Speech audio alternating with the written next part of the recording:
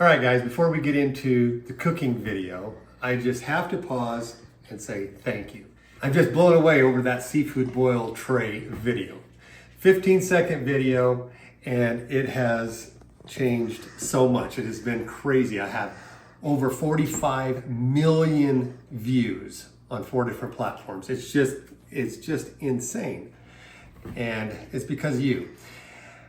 Now, 2 things came out of that video. Number 1 was everybody saw the tray that I was dumping the seafood into, and they were like, wow, I want one of those trays. Can we build you one? How do I get my hands on one of those trays? All right, so here it is, guys. You asked for it. I am ready to start taking orders. There's a link in the description below, coloradocopperstore.com. These things are amazing. 18 gauge stainless steel. This one weighs 25 pounds, I believe is what the weight on this one is. So it is not anything built chintzy or anything like that. Incredibly sturdy. I mean, they're stiff. They will last forever. So if you're interested in one, follow the link. The other thing is, when you have so many people going through your Facebook, they go back and look at all your old videos. Last year, I did a video of a High Prairie Boil, and that's exactly the same question you just asked. What is a High Prairie Boil? So everybody started asking that, and as a sub thread in the comments on that video, everybody said, you got to do a High Prairie Boil. You have to do a High Prairie Boil. So basically, a High Prairie Boil is kind of like a low country boil, but instead of seafood and crabs and crawfish, you use, I'm in Colorado, wild game, buffalo, venison. I like to use quail. I'm not using quail today. I couldn't get my hands on any. Today we are using venison, buffalo balls, and I don't mean those kind of balls. I mean buffalo meatballs. We have chicken and 4 different types of sausage, and then of course all of the vegetables, potatoes, corn, you name it, onions. It's very, very, very good. So I am going to give you a video of how it's made, and you can follow along. It changed the recipe, whatever you want to do. There's nothing that's set in stone on this one. Hopefully the video gives you a really good idea of how to do it. That's what my main purpose is today. Oh, but you have to do the applewood smoked pork belly. That one is, I'm going to say, essential. But let's get into cooking. We are going to applewood smoke some pork belly. Actually, it's not smoke, it's kind of applewood grill. I just have a canister on the grill with applewood chips in it. So it's kind of going to be a grill, but it's with applewood smoke flavoring. So it is going to be delicious. Cutting everything about a 1/2 inch to 3/4 of an inch thick. We will cube it later to go into the season that boil.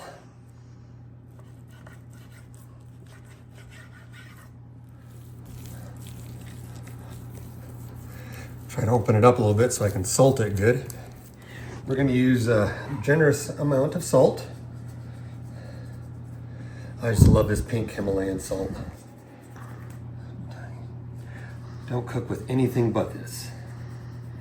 I don't know if we even have any regular iodized white table salt in this house.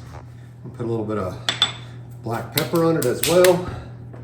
Some fresh ground black pepper. Some peppercorns in there.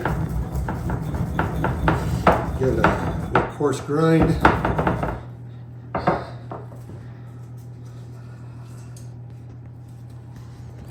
Man, I don't know if our grill's big enough for all of this pork belly. I'm probably gonna have to do it in 2 shots. Flip it over and do the same thing again. All right, let's go put it on the grill.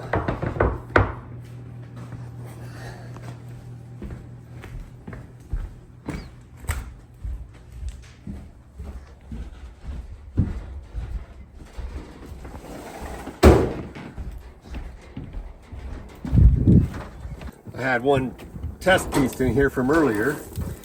Yeah, that one's looking pretty done. Set this right off to the side here.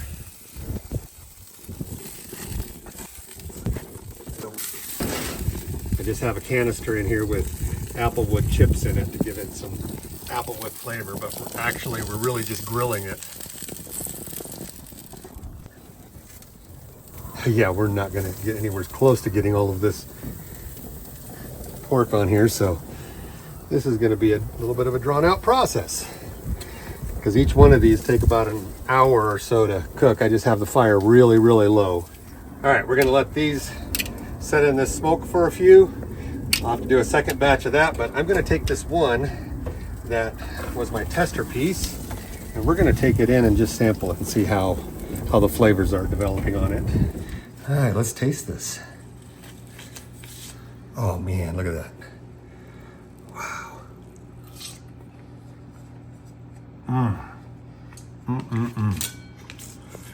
Oh, you know what?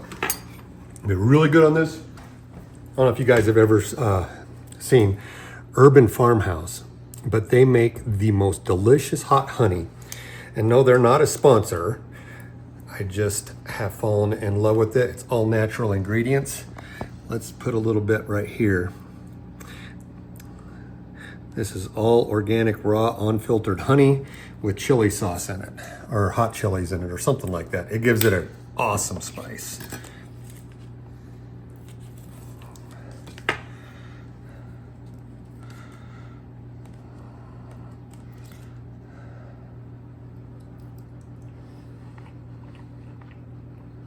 Oh my gosh. No, you gotta try this. Yeah, it's crazy good. Well, the pork belly is smoking. I'm gonna get started on our venison. So for the venison, I'm going to do a chimichurri vinegar sauce marinade. I'm gonna put it in a vacuum bag. I'm gonna seal it down, and we're gonna sous vide it for a couple hours, and then we'll char it before we cut it up to go into the broil. So let's go to the greenhouse and get some herbs. So it's still a little early in the season for a lot of the stuff in my greenhouse, but I had some stuff that wintered really, really well. So this actually came through the winter. I actually have sage here that came through the winter, rosemary, English thyme we just planted this year. The Swiss chard and all that wintered really well, but we're just starting our tomatoes and our peppers again. We call this our salsa shack. So along with herbs, we got plenty of salsa. So I'm gonna take some parsley, a little bit of that. Oh, this one needs to be cut down anyways because it's getting too tall. Get that one down. A little bit of fresh sage would be good. Sage and venison, oh, it's a match made in heaven. So good, so good. Definitely want some rosemary, so let's take some of that. Get some fresh growth here where it's nice and tender and juicy and flavorful. Some of that. Is there anything else we want that we actually can harvest yet? I'm gonna go ahead and steal just a little bit of this thyme, even though it's not really big enough. I shouldn't yet, but hey, it's Mother's Day. It's a pretty special occasion, so let's do it. This is English thyme here, and I also have lemon thyme here, but it's kind of getting crowded by the Swiss chard. I need to trim down some of that Swiss chard, but that looks like maybe just one more sprig of that. We'll also do some garlic and other spices in there. So back to the kitchen.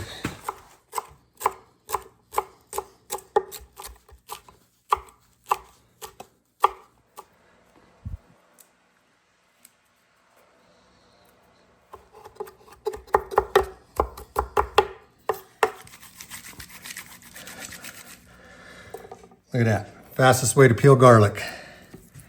So venison is very lean, so we're gonna use plenty of fats. I'm gonna start with some olive oil. Generous dose of that, and nice little hunk of Irish butter.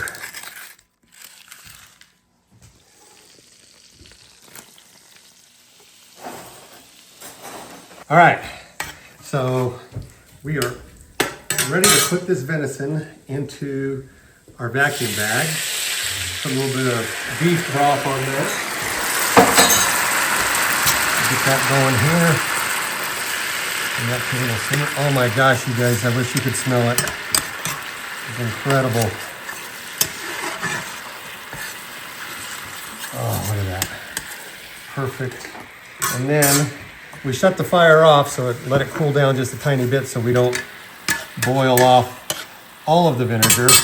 But then we finish it again with the urban farmhouse. And this is the chimichurri shrub. This stuff is so freaking good. It's amazing. We'll just put the rest of that right in there. This venison came off the family ranch up in South Dakota. So I can kind of layer these in here. Thanks, Ian. This is amazing. I'll get all this delicious marinade in on this tenderloins. Oh my gosh, these venison tenderloins are going to be so incredible. Right after coppersmithing, I think cooking is one of my favorite things to do in the whole wide world. Amazing what flavors you can bring out. And all the different cultures that I was raised in. I've eaten more things than most people have, and I appreciate every one of them. Now we're gonna go put it in the vacuum sealer. My vacuum sealer is actually a chamber vacuum, which is a lot different than just a one of those that suck the air out of it. This actually puts the whole thing underneath the vacuum, which it pulls the meat fibers open, and then all the marinade goes in there. It is such an awesome process to watch. Hopefully you can see this. All right, let's put her in. It goes into the chamber like that. We have this little dilly that holds that plastic in place, because after it pulls all the air out of it, it's gonna heat seal this bag right across the top. And here we go. Oh, I gotta turn it on. There we go. Try it again.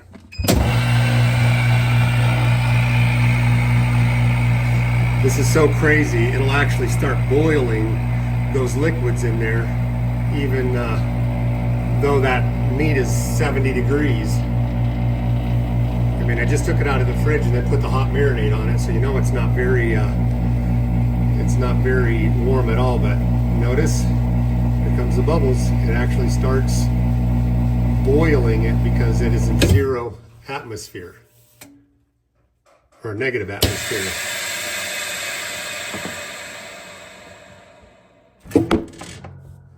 And there it is. Not a bit of air, and it is sealed tight. Let's go put it in the sous vide machine. So this is my sous vide. I don't know if that's what you call it. Sous vide is the product. I'm not really sure what the machine is called that you do it in, but basically it circulates the water around this. We're going to put that right in that hot bath. We'll put this little thing on here to hold it from tipping over, so we don't have a cool spot with it setting on the bottom of the dish or anything. So it's going to be like that. We're going to put a little clip on that so it stays. We're going to put the lid on it to keep the heat in and seal it down. We're at 137 degrees. We're going to leave that for 2.5 hours, and it is going to come out tender and delicious. All right, so pork belly is done. I pulled it off the grill and let it cool down, and now I'm just going to cube it. Some of these pork bellies are more done than others. For example, like this one right here, there's still a lot of fat on this. I cooked this one on a super low temperature, but I like leaving it like this because what happens as that steam comes up off the bottom of the kettle in the boil, it takes some of those juices and that fat and renders down over the other meat, because venison is very, very lean. Buffalo is very, very lean, so you need some of these fats to get down in there, and then it goes over the corn and the potatoes and all that stuff, and it just makes a whole bunch of yummy deliciousness.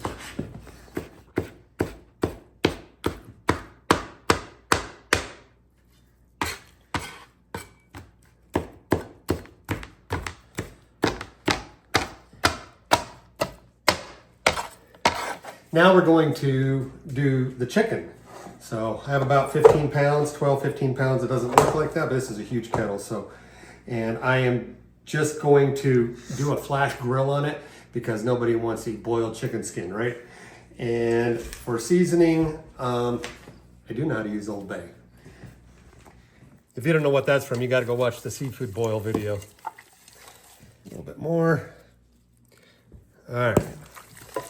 All right, we're gonna go throw these on the grill, get a little bit of smoke on them, and we will not cook them all the way through because I want the steam to finish them. And here again, the juice is off the skin and that smoke flavor is gonna run down over the corn and the potatoes, and it's all gonna blend together real good.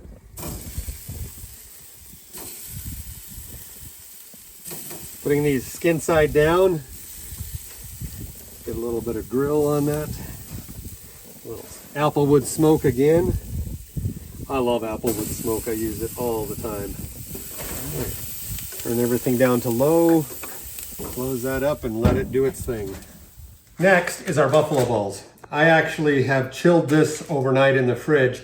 I smoked some peppers. I have ají amarillo, which is a Peruvian pepper, the most incredible pepper in the world. Of course, I'm biased. I'm originally from Peru, but I applewood smoked the peppers and garlic, and I made the meatballs. They roll into balls much easier if they're chilled. So I actually refrigerate overnight. You can see there's some of the ají amarillo. I have some red bell peppers and different stuff, garlic, and it was all done in the grill with applewood smoke. So now I'm just going to portion these. Just like that. And then we're gonna take and pull out one of those cubes and we're gonna make a ball out of it. Voila, buffalo balls. In case you were wanting the recipe for the meatballs, it is 4 pounds of ground buffalo, 1 large red bell pepper, and I grilled it, applewood smoke. It was 3 ají amarillos, and they were frozen. I can buy them here in Colorado at the Hispanic grocery store in the frozen section. And some oatmeal. Used about 1.5 cups for the 4 pounds, I believe. No, it's probably closer to a cup. And I used beef broth to cook the oatmeal in. Salt, pepper, and 1 whole bulb of garlic roasted in the or actually grilled in applewood smoke. So that's the ingredients for these. These things are amazing. I've made them before. Sometimes I make a peach habanero glaze. That's also incredibly delicious. But yeah, we're ready to put these on the grill and cook these down. Gonna be great. Well, I just cleared a spot off the grill. Chicken's coming along nice. We're gonna just put that straight on the grill. Turn the heat up just slightly underneath the meatballs, and we'll let this all cook down. Oh my gosh, what a beautiful day. Birds, my cows are all out there, just relaxing. It's a good Mother's Day. Now we're ready to start stacking. What I like to do is, see, in the kettle, I'm going to layer these foods. I'm gonna have a layer of cabbage and then a layer of potatoes, carrots, and so on, because you want the juices from the top to come down. Plus, some of these take longer to cook than others. And I wanna make sure it also fits inside of the serving tray. Once I dump it out of the kettle, I wanna have a nice full dish. So what I do is actually start in the raw form, layering it in the serving dish so I know how much we have, and I need to add a little bit more. If we run out of room, that's what we'll do. First thing I'm gonna do is I'm gonna put some cabbage in the bottom of it. I'm not real happy with this cabbage, but it's too early in the season for my own garden. This is what they had in the store. I actually grabbed the last 2 heads, so it is what it is, right? Also doing it this way also lets you season it accordingly, because it's real hard. You have everything in a big pot like, well, how much salt does it get? But it's a whole lot easier if it's all spread out here. Like, okay, that looks like the right amount of salt or the right amount of pepper and seasoning. Put them right on top of the cabbage. So they're gonna be layered like so. We have 20, I believe it's 22 people coming for Mother's Day lunch. Is that enough carrots? We'll put another bag. Potatoes.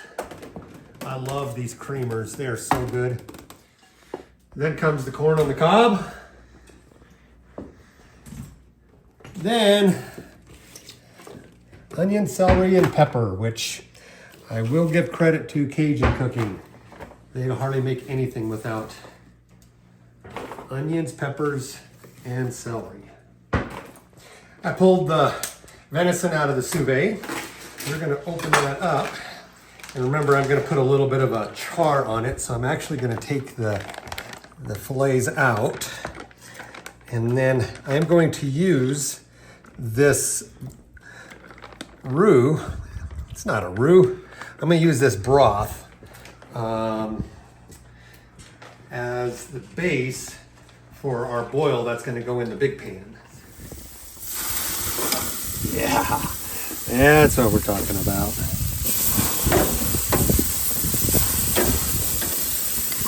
smells good. Oh my goodness, does it ever smell good. A little bit of that. Right over that. Oh yeah. Oh yeah. All right, we're ready to pull these off. Man, look at that.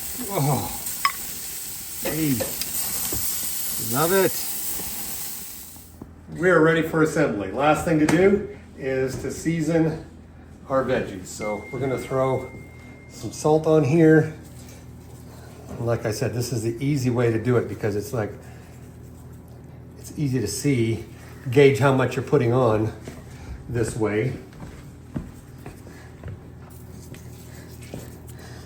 All right, let's get some pepper on it. Oh, I still need these. Some nice coarse ground pepper.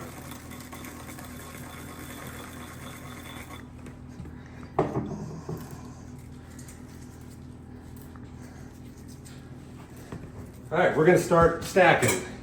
So I actually have a little rack in here to keep it right off the center, so when it's on the flame on the stove, it doesn't burn it, but everything else can just get stacked around anywheres in here. And now comes the corn. Make sure these are all layered in here good. Nothing's on top of each other. Oh my goodness, I don't think it's gonna fit. Okay, it was too full. I had to go to 2 pans. So I dumped everything back out. Now we're rearranging everything and we're splitting it between 2 pans. Fortunately, my stove is a large 2-burner camp stove, so we'll be able to get enough BTUs to cook it. I'm gonna throw a few zucchini in as well. And these are the peppers that I grilled. Got a couple of applewood smoked jalapenos. We'll throw on top, just give it a little more flavor. And we're gonna put half of our chicken in each of it. Kind of lay them flat to make sure that the juices coming off of the chicken is gonna get distributed evenly amongst all the potatoes. Oh, this is exciting. All right, next is sausage. Just throw some smoked sausage on top here. Oops. One went to the floor. You know, I think I am gonna go ahead and get some more sausage. Hey, what the heck? Did you get it? Put the last of the sausage on. You know, typically I try to get some wild game sausage, some buffalo sausage, some elk sausage. I couldn't find any this time. I don't know why, but I did find some really nice andouille. Cut some of those up, andouille sausage, give it a little more zest, a little more flavor. And then, of course, for the kiddos, I got some little smokies to throw in there too, because the grandkids are just, they go crazy over those. This one. All right. And the last thing that goes on right now is the pork belly, which is the most important. And so we're just gonna put that right over the top of it all. There's about half of it. Put the other half in here. The venison and the buffalo balls will go right on top for the last 5 minutes of cooking because I do not want to overcook the venison. Then we'll put this broth on it, so this will actually help create the boil. So we're gonna put about half of the marinade broth on here and about half on here. You know, wait a minute.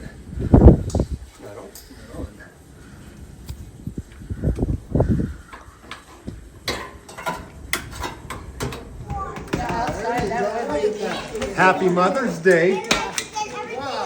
You guys asked for a High Prairie Boil video and how to buy the pan. Follow the link. Wow, look at that. Dear Heavenly Father, just want to pause and thank you for your many blessings to us, Lord. Thank you for our mothers in a special way. Just bless every mother today. Just be with those that are struggling today. Provide. Be with those that are hurting. Just comfort them. And those that are lonely, just surround your love around them, Lord. Pray. Bless this food. Bless this day. In Jesus' name I pray. Amen. Amen. Is it as good as your birthday? Mm-hmm. Look at that. Is it good? Which is your favorite? Probably the buffalo meatballs. Just call them buffalo balls.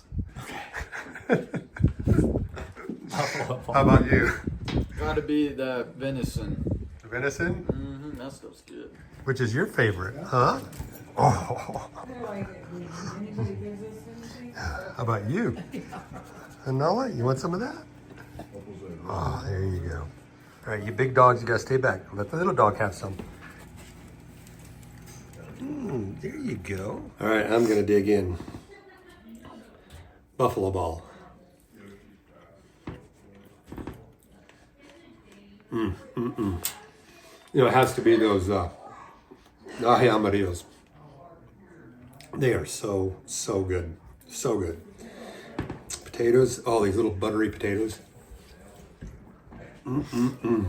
What's that? The pork belly, it just puts that flavor over everything coming down on it.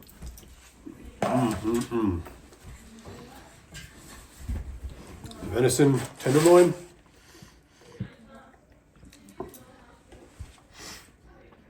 Man, that is the softest venison you ever have.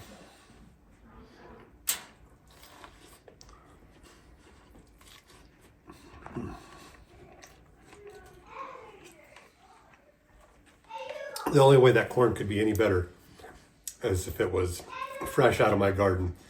A little too early in the season for that.